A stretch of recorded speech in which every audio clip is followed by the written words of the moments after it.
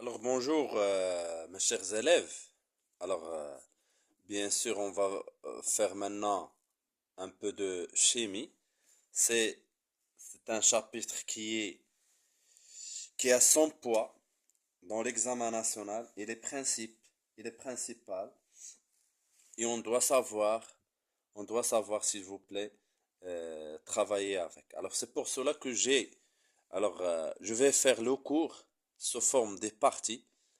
Est-ce que c'est clair? Et après, je vais faire le résumé de ce cours. Donc, essayez s'il vous plaît de comprendre parce que le cours, c'est nécessaire. Si on va comprendre bien le cours, on n'aura pas de problème lors de la résolution des exercices. Donc, essayez s'il vous plaît de suivre avec moi, étape par étape, et essayez de suivre toutes les parties que je vais faire pour ce cours. Et après, on va travailler les exercices. Alors, bien sûr, notre chapitre s'intitule Les transformations associées aux réactions acido-basiques en solutions aqueuses. Bien sûr, il y a déjà ça c'est la situation de départ que je fais en classe, mais nous, ce qui est nécessaire, c'est travailler sur ça. Alors, la première des choses, c'est le produit ionique de l'eau. Alors, on commence par cette activité. Je vais résoudre l'activité devant vous. Essayez, s'il vous plaît, de suivre. Essayez d'être attentif. Essayez d'écrire avec moi et reprendre le cours tout- toute seule. Voilà. Alors, premièrement, bien sûr, comme vous voyez, on va répondre aux questions de l'activité. Alors, l'expérience montre que l'eau pure est un mauvais conducteur du courant électrique et son pH à 25 degrés Celsius, c'est pH égale à 7. Alors, la masse molaire, les données, la masse pardon, volumique de l'eau c'est ρO et la masse molaire de l'eau c'est MC 18 grammes mol moins 1. Alors, justifier que l'eau, bien sûr H2O, est un nympholite et donner ces deux couples. Ça, c'est à apprendre. Alors, pourquoi on dit que l'eau, ou là, c'est quoi un nympholite? Ah, dites-moi s'il vous plaît, c'est quoi un nympholite? Alors, un nympholite, c'est un folite. Un folite. C'est quoi?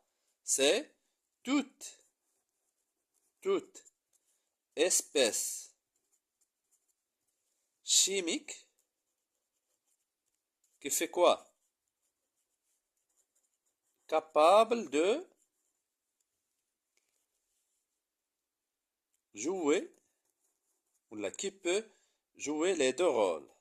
Les deux rôles, acide et base. Et base. Et les deux couples, bien sûr, de H2O, on doit l'apprendre, s'il vous plaît. Donc, les deux couples acide, toujours acide, slash base. Donc, l'eau, il va être un acide, H2O. Sa base conjuguée, c'est H au moins. Ici, l'eau joue le rôle d'un acide. Ou bien, il va être quoi, s'il vous plaît? Il va être H2O, une base. H2O. Donc, l'acide, c'est H3O+, les ions oxonium. Très bien.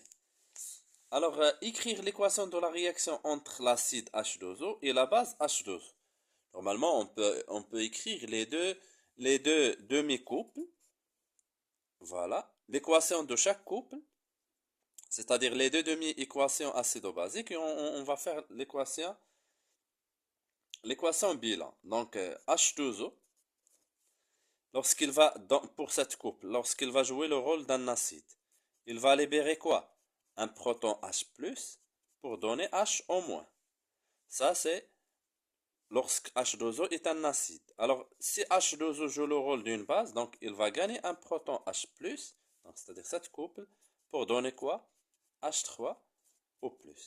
Donc, ça, c'est les deux demi-équations. Alors, l'équation bilan, c'est-à-dire quoi l'équation bilan? On va faire la somme, ça avec ça. Donc, H2O plus H2O plus H+, il va donner quoi? H+, plus H3O+, plus H au moins. Alors, qu'est-ce qu'on remarque? Vous remarquez quoi, s'il vous plaît? Que H2O se trouve dans les deux côtés. Donc, H plus pardon. Donc, on peut simplifier avec. Donc, on aura H2O plus H2O qui va nous donner 2H2O qui donne quoi?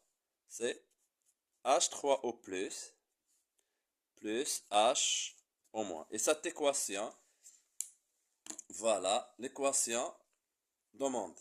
Alors, voyons voir l'autre question, s'il vous plaît.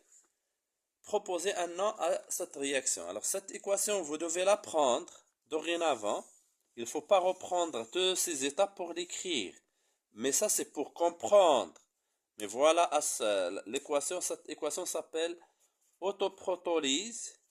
Autoprotolyse de l'eau, de H2O. Il faut la prendre. De H2O donne H3O plus H au moins. Alors, auto, parce que l'eau réagit avec l'eau, protolyse, il y a un transfert du proton H+, entre les deux. Voilà, très bien. Alors, passons à l'autre question. Dressez le tableau d'avancement. Voilà, on dresse le tableau d'avancement. C'était la quatrième question. Le tableau d'avancement de cette réaction. Alors, si vous voulez comment on remplit le tableau d'avancement, ici, je vais me limiter aux deux cases. L'état initial et l'état final ou bien l'état d'équilibre. Là, c'est comme ça pour faciliter la tâche et pour ne pas trop perdre du temps. Donc, on aura ici à t égale 0 et à t final ou bien t équilibre. Ici, c'est 2H2O, l'équation, 2H2O qui donne quoi? H3O+, les ions oxonium, plus H au moins, les ions hydroxyde. Voilà.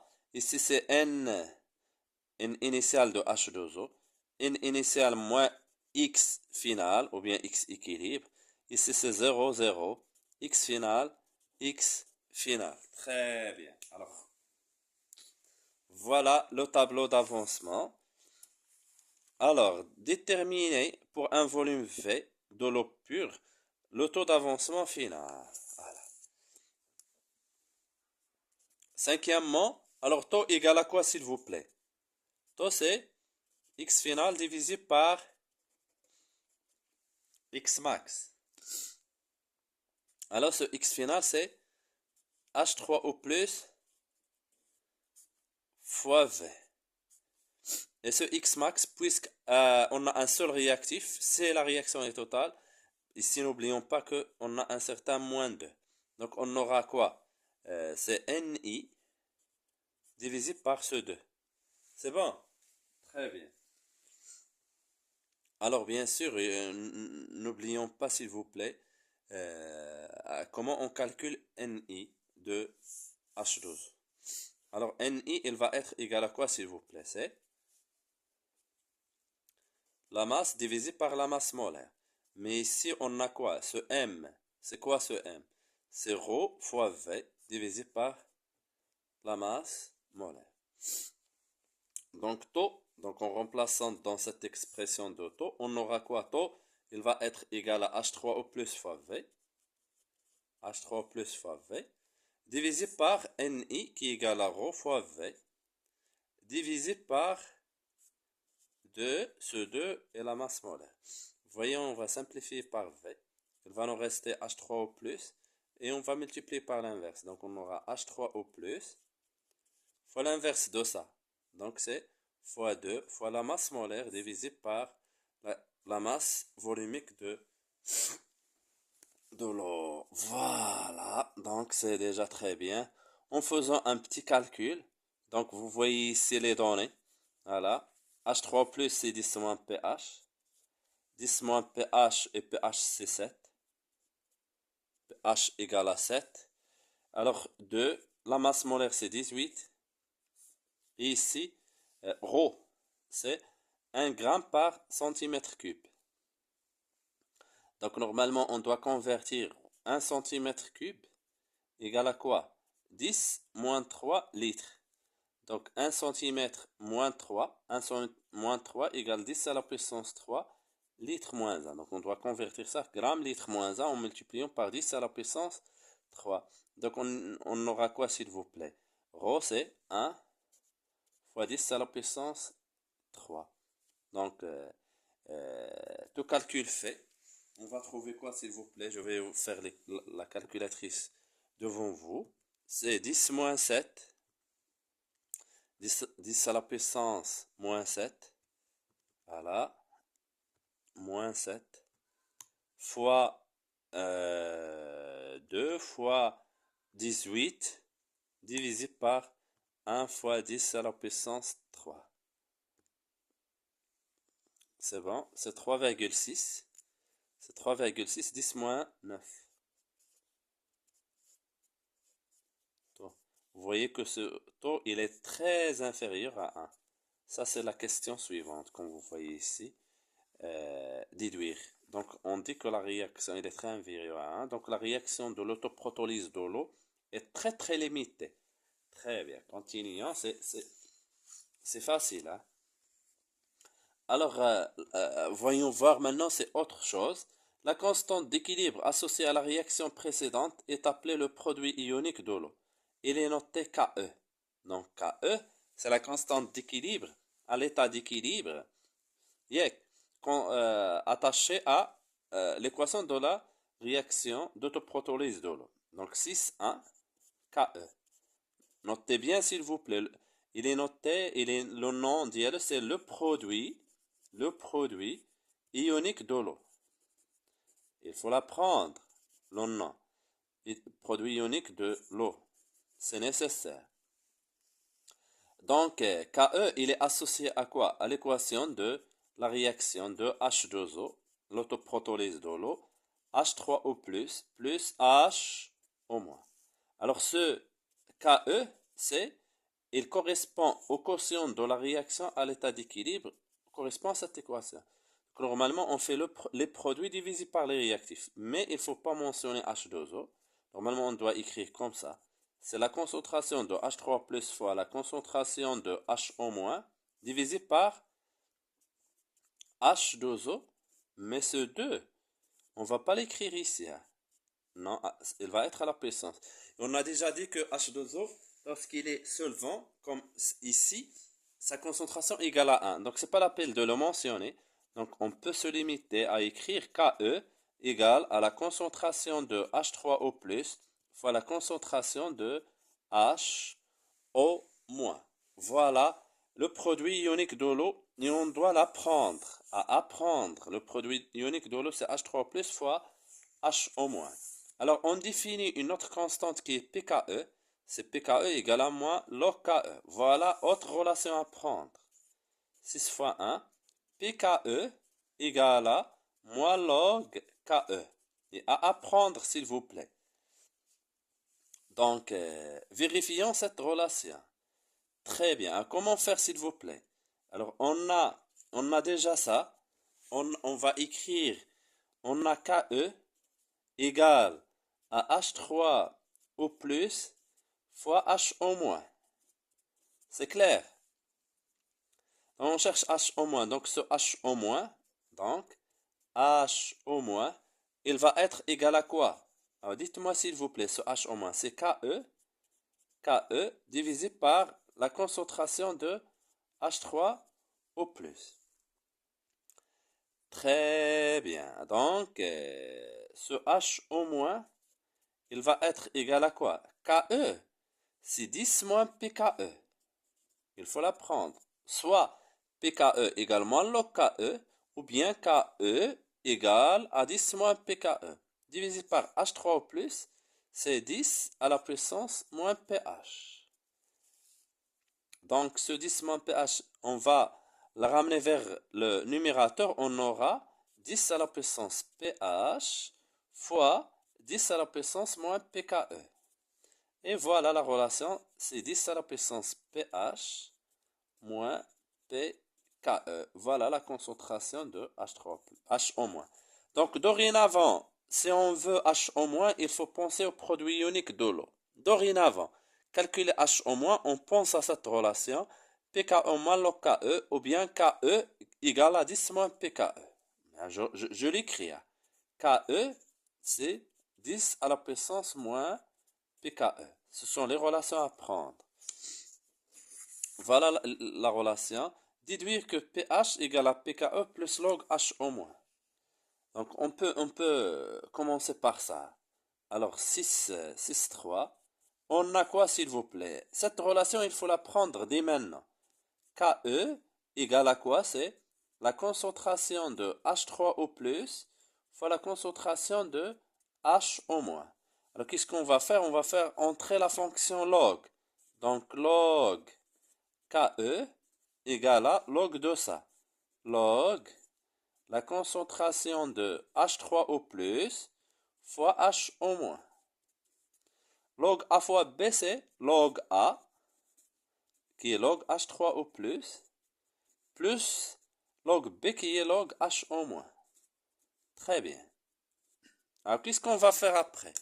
On va ramener ce H3O vers l'autre côté. Voilà. Et le log Ke vers l'autre côté. Normalement ici, normalement ça, c'est log Ke. C'est bon. Donc, log H3+, lorsqu'on va la ramener vers l'autre côté, on aura moins log la concentration de H3O+. Il faut savoir faire ça. Et c'est moins log Ke. Très bien. Plus log H au moins. Alors, moins log H3O+, égale à quoi, s'il vous plaît? Dites-moi, s'il vous plaît. Moins log H3O+, c'est pH. Égale, moins log Ke, c'est pKe. Plus log H au moins. On peut, alors, dans les données, on peut avoir, s'il vous plaît, Ke, c'est 10 à la puissance moins 14, bien sûr à 25 degrés Celsius, ou bien pKe, c'est 14. Donc, on peut remplacer ce pKe. Donc, on aura ces 14 plus log H au moins. Soit ils vont vous demander de montrer cette relation ou bien cette relation. pKe, c'est 14. Très bien. Alors, passons à autre chose. Voilà, tout ça est fait. Alors, on passe aux solutions. Regardons, s'il vous plaît, le titre. Solution neutre ou bien solution basique, comme vous voyez devant vous. Très bien, c'est à la portée de voix. Voilà. Regardez, solution neutre, acide ou bien basique. Alors, tout ce que vous devez savoir premièrement, qu'est-ce qu'on doit savoir, s'il vous plaît, pour cet exercice? Alors, on a une solution qu'on peut avoir une solution acide ou bien neutre ou bien basique. Ce qu'on doit savoir, c'est que l'acidité H3O+, c'est l'ion responsable sur l'acidité. Acidité. Et H au moins, ça c'est l'ion oxonium, ça c'est l'ion hydroxyde, c'est celui qui donne la basicité. Basicité. C'est bon? Donc il faut savoir ça. Très bien. Alors, bien sûr, ici, une solution est neutre. Donc, les deux concentrations sont égales. H3+ égale à la concentration de H au moins. Donc, premièrement, regardons, pour une solution neutre, la première des choses, une solution neutre est caractérisée par le fait que la concentration de H3O+ égale à celle de H au moins. Très bien. Alors, vérifiez que H3+ égale à la racine de Ke. Très bien. Alors, puisqu'on a Ke, on commence par Ke. Alors, on a quoi, s'il vous plaît? Ke égale à quoi? Ke, c'est la concentration de H3O+, fois la concentration de H au moins. Mais H au moins égale à H3O+. Donc, je vais la remplacer. Donc, Ke égale à la concentration de H3O+, fois quoi, s'il vous plaît? Alors, dites-moi, s'il vous plaît, fois la concentration de H au moins. Et ce H au moins égale à H3O+. Donc, je vais écrire ici H3O+. Donc H3O plus fois H3O plus, c'est H3O plus au carré. Ici, c'est H3O plus au carré. Voilà KE. Bien sûr, ici au carré.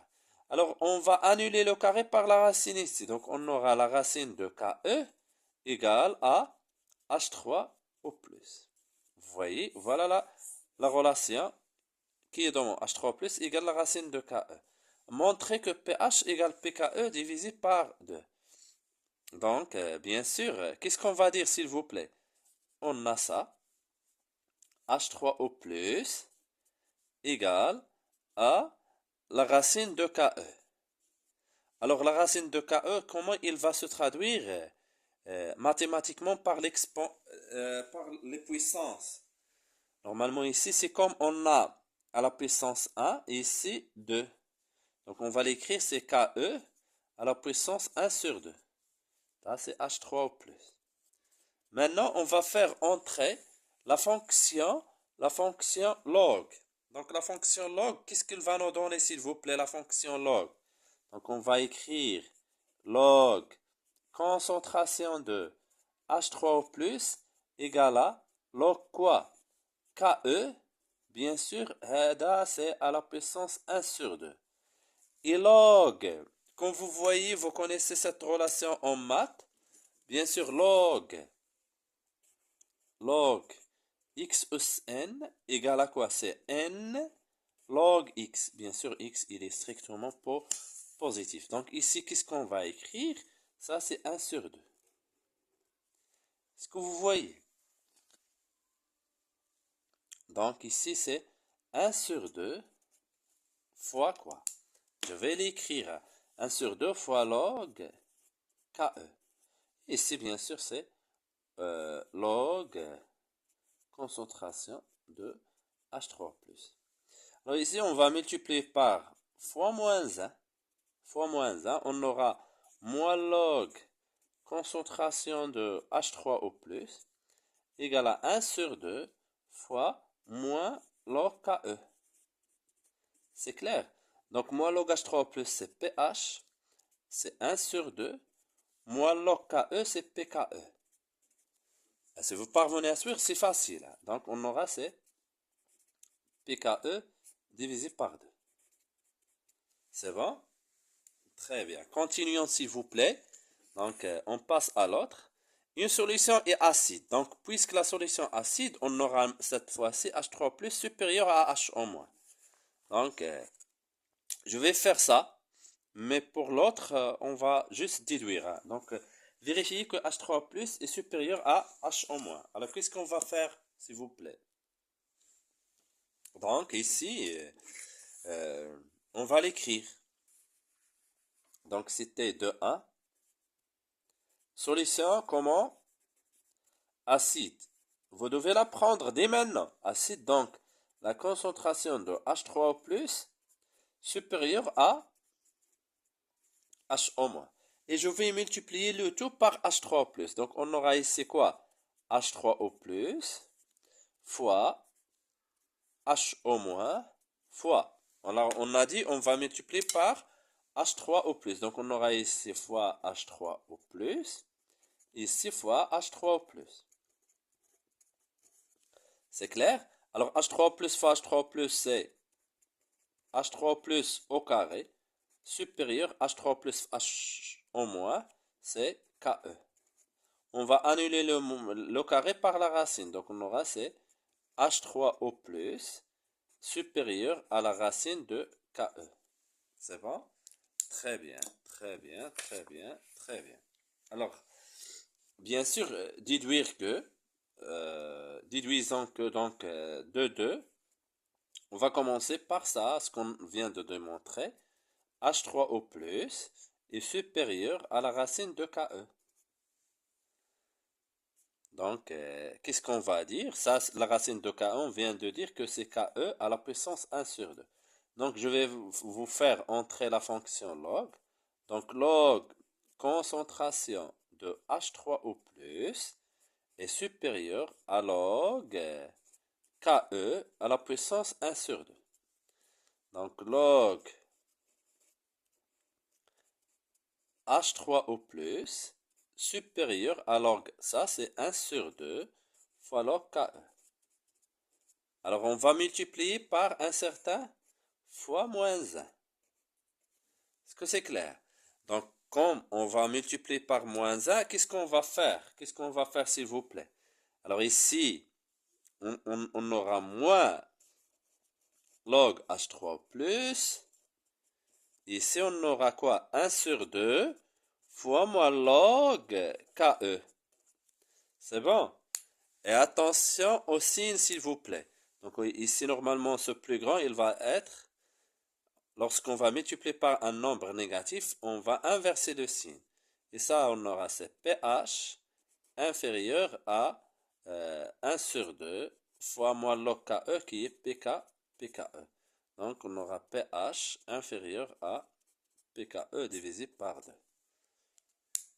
Alors, idem, je ne vais pas reprendre les calculs. Si une solution est basique, donc la concentration de H3O+, elle est inférieure à la concentration de HO-. Donc, on aura quoi comme... on va multiplier par de même méthode, on aura que H3O+, il va être comment? Il va être inférieur à la racine de KE. Et on aura pH est supérieur à PKE divisé par 2. Ici, comme c'est la même méthode.